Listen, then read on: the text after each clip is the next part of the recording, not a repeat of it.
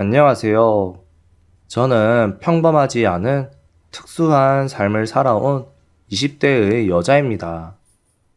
제가 초등학교 4학년 때 아버지께서 돌아가셨습니다. 이유는 병 때문이었습니다. 지주막하 출혈로 한번 쓰러지셨고, 거기서 운 좋게 살아남았습니다. 근데 말이 잘 안 되는 상태가 돼서 오른쪽에 마비가 왔습니다. 쓰러지기 전에는 저와 건강하게 배드민턴도 치고 놀아주고 숙제 같은 것도 가르쳐 주었는데 다른 사람처럼 되어버려서 갑자기 아버지가 무서워졌습니다. 게다가 아버지에게 따라다니면서 어머니가 병원에 가기도 하고 혼자 있는 시간이 늘어서 너무 외로웠습니다. 그리고 2주 정도 지나서 아버지께서 또 쓰러지셨습니다. 이번에는 차가워진 아버지의 손을 만졌습니다. 그렇게 따뜻했던 아버지는 이제 어디에도 없다는 것을 깨닫고 병실에서 울부짖었습니다. 아버지가 돌아가신 후에 저는 어머니와 함께 외갓집으로 들어갔습니다. 그게 어머니가 일하기 편해서 그랬던 것 같습니다. 저는 그때 초등학생이었으니까 어머니께서 일하는 동안 저를 봐줄 사람이 필요했는데 할아버지께서는 이혼하지 않으셨지만 같이 살진 않으셨고 할머니께서 저를 돌봐주셨습니다. 어머니는 야근 같은 것도 하셨으니까 저를 돌보기 힘드셨어요. 어머니랑 거의 못 보는 생활은 외로웠지만 할머니가 계셔서 기분은 괜찮았습니다. 상냥한 할머니이시고 밥은 꼭 같이 먹어줬고 제가 아버지 생각이 나서 울었을 때는 살며시 곁에 있어 주었습니다. 하지만 전혀 부유한 것과는 정반대의 생활을 하고 있었습니다. 아버지의 치료비, 입원비, 여러 가지로 돈은 다 쓰고 없고 힘든 일 하시는 어머니와 할머니의 연금으로 겨우 가족 셋이 살아갈 수 있을 정도였습니다. 그래서 친구들이 게임이라던가 뭘 배우던가 하는 걸 저는 못했습니다. 오히려 옷도 매번 입는 옷만 입고 연필도 아슬아슬하게 깎아서 썼습니다. 유행하는 문구는 한 번도 못 써봤죠. 초등학교 수학여행에서도 다른 애들이 기념품 구경하는 동안 저는 계속 버스 안에 있었던 건 지금도 잘 기억이 납니다. 어차피 기념품 가게에 가도 살 돈도 없었고 다들 뭐라고 하는 것도 싫어서 그냥 버스 안에서 혼자 있었습니다. 돈이 없으니 정말 비참하더라고요. 그래서 중학생이 되면 공부를 열심히 해야겠다고 생각했습니다.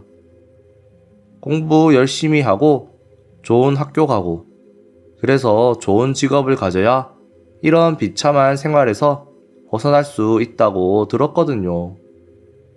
학교에서도 특별히 동아리 활동을 면제받고 그 시간에 공부를 했습니다.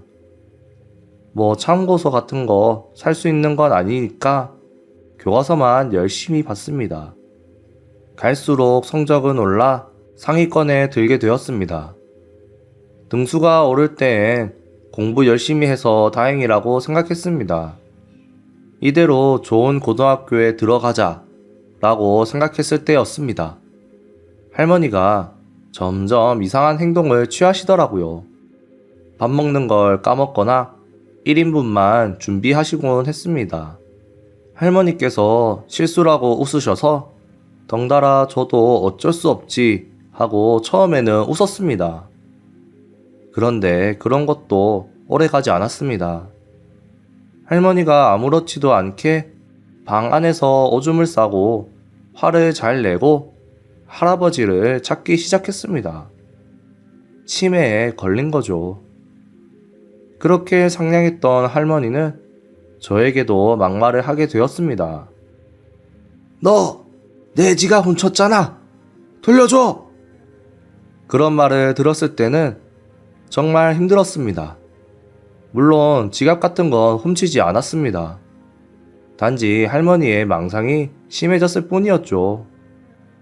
그렇게 알고 있어도 돈 돌려달라는 건 저랑 어머니가 없어졌으면 하는 뜻인가 싶어서 매우 슬펐습니다. 제가 슬퍼서 울어도 할머니는 다가오지 않았습니다. 할머니의 간병비가 필요하게 되어서 어머니는 이를 손 놓을 수 없었습니다. 그러니까 거의 어머니랑 시간을 보낼 수 없었죠. 별로 어머니와 추억도 없네요. 근데 그렇게 일해도 할머니를 요양시설에 넣지 못했습니다. 정말 놀랄 정도로 엄청 비쌌습니다.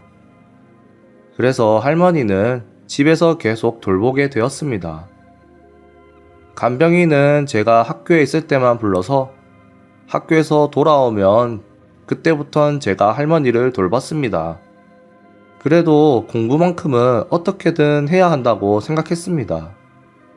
할머니를 돌보면서 틈만 나면 공부를 했고 무사히 원하던 고등학교에 들어갈 수 있었습니다. 운이 좋아 학비도 면제받을 수 있었습니다.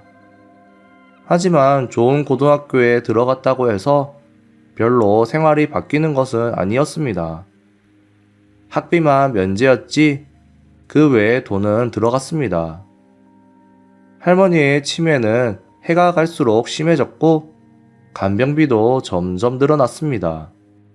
어머니께서는 생활비를 감당하기 위해 매일 야근하며 고생하셨고 공부 열심히 하는 것 말고는 할 수 있는 게 없었기에 정말 열심히 했습니다. 어머니 얼굴을 마주칠 수 있는 건 공휴일 아침이 전부였고 계속 혼자 공부하고 할머니를 돌보고 공부하고 간호하고 다람쥐 쳇바퀴처럼 하루가 돌아갔습니다. 저만 핸드폰이 없어서 학교 밖에서는 연락도 안 됐습니다. 좀 비참했습니다. 저만 다른 세계에 사는 것 같았고 자연스럽게 친구도 사귀지 못한 채 계절이 지나갔습니다. 공부를 하다가 할머니가 앓는 소리를 내면 집중이 안 돼서 공부를 중단하고 할머니를 보살피고 그런 것을 반복하다가 뭔가 제 안에서 툭툭 끊어졌습니다. 지금 힘내. 근데 그 지금은 언제까지 계속되는 거야? 편해질 수 있는 것은 도대체 언제야? 지금을 희생하면서까지 해야 돼? 머릿속에 잡념들이 자리를 잡아가니 할머니가 잠들어서 책상으로 돌아가도 뭔가 공부할 기분이 안 났습니다. 뭐랄까 펜조차 들 마음이 없어진다고나 할까요? 교과서 같은 건 이제 그만 보고 싶다는 생각도 들었고 이제는 열심히 할 수 없겠구나 라고 깨달았습니다. 그래서 시험 점수는 형편없었습니다. 갑자기 성적이 떨어지는 바람에 선생님께는 걱정을 하시거나 혼내고 그랬습니다. 하지만 성적은 조금씩 더 떨어졌고 정말 평범하게 고등학교 졸업을 맞이했습니다. 심지어 성적이 떨어지기 시작할 무렵엔 할머니께서 돌아가셨습니다. 할머니께서 공부하라는 뜻인가 싶었지만 성적은 갈수록 떨어질 뿐이었죠. 졸업을 한 후에 회사에 취직을 하려 했는데 의욕이 없다고 해야 하나? 열정이 없어져 버린 저를 받아주는 곳은 없었습니다. 그래서 자주 가던 편의점에서 아르바이트를 시작했습니다. 돈에 한이 맺힌 것은 변함이 없었지만 열심히 한다고 해서 가난을 벗어날 수 있는 것도 아닌 상황에 비참한 인생이라며 절망도 했었습니다. 남편 얘기를 하자면 남편을 만난 곳은 제가 일하던 편의점입니다. 첫 근무날 뭔가 지친 슈트를 입고 시무룩한 얼굴을 하고 있는 아저씨가 손님으로 오시는데 단골처럼 보였습니다. 거의 매일 정해진 시간에 들리시고 저도 근무를 많이 했었기 때문에 자연스럽게 서로를 인식하게 되었습니다. 남편은 항상 편의점 도시락과 커피를 세트로 사는 게 일상이었는데 어느 날 딸기 찹쌀떡을 사더라고요. 신기하다는 생각이 들면서 오늘은 좋은 일이라도 있었겠지 하고 딱히 신경 안 썼습니다. 제가 편의점 앞을 청소하러 나갔을 때 거기 남편이 있었습니다. 어라? 안 산 게 있으신가?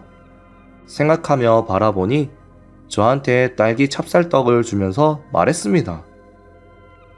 항상 수고가 많으세요. 이거 괜찮으면 드세요. 솔직히 말해서 놀랐습니다. 띠동갑보다 더 어린 여자를 기다린 데다 준다는 게 떡이라니. 그래도 단골 손님을 무시할 수는 없었기에 받았습니다. 게다가 유통기한이 다 돼서 그냥 그 자리에서 먹었습니다. 잠시 침묵 후 남편이 말했습니다. 젊은 사람이 큰일이네. 늦은 시간까지 일하고. 남편으로서는 잡담을 하려고 했던 것 같은데 저는 그 말들이 왠지 속상했습니다. 왠지 저를 무시하는 것 같았습니다. 아니요. 힘들어도 해야 해요. 저는 편의점에서 일하는데도 편의점에서 도시락도 못 살 정도로 가난하니까요. 그렇게 말하자 남편은 아차 싶은 표정으로 뭔가 말하려 했는데 마침 점주님께 들켜서 일하라고 혼나 가게 안으로 들어갔습니다. 입에 있는 딸기 찹쌀떡이 정말 맛있었고 입안에 남는 새콤달콤함이 너무 신선해서 뭔가 울컥한 기분도 들었습니다. 저는 무례한 태도를 취해서 이제 편의점에 안 오지 않을까 생각을 했었는데 남편은 다음 날도 당연하게 왔습니다. 일주일에 한 번 정도 저에게 딸기 찹쌀떡을 사주고 한두 마디 나누고 돌아갔습니다. 저는 그때도 아직 간식이라든가 디저트라든가 가난이 몸에 배겨 스스로 사려고 생각하지 않았기 때문에 공짜로 먹을 수 있어서 행운이라고 생각했습니다. 제가 기분 좋은 태도로 대했던 건 아니지만 남편은 차분하게 오늘 날씨 얘기라든지 별이 보인 날은 별이 참 이쁘다는 얘기들을 하며 몇 마디 나누고 돌아갔습니다. 딸기 찹쌀떡을 인생에서 6번쯤 먹었을 때 문득 이 아저씨 돈은 많은데 외롭고 시간은 남아도는 부자가 아닐까? 하는 생각이 번쩍 들더라고요. 사모님 소리 들으며 돈 걱정 없이 살 수도 있겠다는 생각에 제가 먼저 말을 걸었습니다. 항상 챙겨주셔서 감사합니다. 받기만 해서 죄송한데 다음에 저랑 데이트하지 않으실래요? 그런데 데이트하기에는 제가 나이가 많아 부모님께 죄송한데 인사 먼저 드리고 허락부터 받아야 하지 않을까요? 남편이 이렇게까지 외로웠나 싶었는데 어쩔 수 없이 한번 어머니 계실 때 집에 들리기로 했습니다. 약속을 하고 집에 간 날, 근데 어머니가 없었습니다. 갑자기 일을 하러 가야 한다는 메시지가 있었는데 그때도 어머니는 변함없이 일만 했기 때문에 어쩔 수 없다고 생각했습니다. 그렇게 빈집에 남자와 단 둘이 있게 됐는데 그런 적이 없었던 저는 그 순간이 공포 그 자체였습니다. 물론 결혼까지도 생각하고 있었지만 온몸에서 식은땀이 났습니다. 어머니께서 많이 바쁘시구나. 연락해주지 않았어? 네, 제가 스마트폰이 없어서 연락수단이 없어요. 연락수단이 없다고 말하고 나니 눈도 못 마주치겠고 움직임 하나하나에 공포가 극에 다다랐습니다. 연락수단이 없다니. 편의점 아르바이트도 힘들지? 내가 사줄게. 핸드폰 사러 갈까? 공포로 굳어 있었는데 이번에는 놀람으로 굳어버렸습니다. 그런 저를 눈치챈 건지 못 챈 건지 모르겠지만 이러쿵저러쿵 하는 사이에 근처 핸드폰 가게에 끌려가서 생애 첫 스마트폰을 사게 되었습니다. 어떤 게 좋을지 몰랐기 때문에 추천해 주시는 걸로 샀는데 제 월급보다 더 비싼 가격이었습니다. 너무 비싼 가격에 미안해서 스마트폰 안 사줘도 된다고 했는데 남편은 괜찮다며 사줬습니다. 스마트폰이 담긴 종이봉투를 남편에게 전달받았을 때 제 입에서 나온 건 고맙다는 말이 아니었습니다. 저랑 결혼해주세요. 믿을 수 없겠지만 진짜로 한 말입니다. 저는 벌써 남편의 재력에 이성을 잃어 남편의 돈을 보고 결혼 제의를 했습니다. 응? 진심이야? 그럼 할까? 역시 남편도 깜짝 놀랐던 것 같은데 데이트 신청했을 때와 마찬가지로 남편은 좋다고 해줬습니다. 첫 데이트에서 프로포즈까지라니. 저희 어머니는 결혼하는 것에 탐탁지 않아 하셨지만 남편의 재력과 매력을 이야기해서 겨우 설득을 했습니다. 시부모님께서는 너무 멀리 사셔서 전화로만 인사를 드렸습니다. 아들이 줄곧 외톨이였는데 이제야 짝을 만났다며 기쁨으로 허락해 주셨습니다. 남편의 마음이 변할까봐 허겁지겁 혼인신고부터 하고 남편의 집에서 함께 살기로 했습니다. 나는 이제 부자야. 돈 이제 내 거야. 하며 얼마간은 저희 어머니께 생활비도 드리고 했습니다. 남편은 난 키우는 걸 매우 좋아하는데 집 곳곳에 난이 있고 난 키우는데 돈 쓰는 거 말곤 정장도 다 다를 때까지 입을 정도로 돈을 안 씁니다. 편의점 도시락을 샀던 것은 단순히 일 끝나고 밥 해먹기 귀찮아서 그런 것 같았습니다. 저는 남편과 결혼한 후 오전 시간만 파트타임으로 일하는 걸로 바꿔서 시간이 여유로워졌습니다. 그래서 편의점 도시락은 몸에 안 좋다고 말하고 요리를 하게 되었습니다. 그랬더니 남편이 너무 맛있게 먹어주고 별 요리가 아니어도 칭찬해줘서 고맙다고 엄청 웃는 얼굴로 말해줬습니다. 이거 잘 어울릴 것 같아서 샀어. 항상 밥 해줘서 고마워. 최신 스마트워치를 사주는데 제가 좋아하는 분홍색으로 사줘서 센스 있다고 다들 남편을 칭찬하더라고요. 매번 받기만 해서 뭔가 남편을 기쁘게 해줘야겠다는 생각이 들었습니다. 그로부터 일주일 뒤에 저도 남편에게 선물을 했습니다.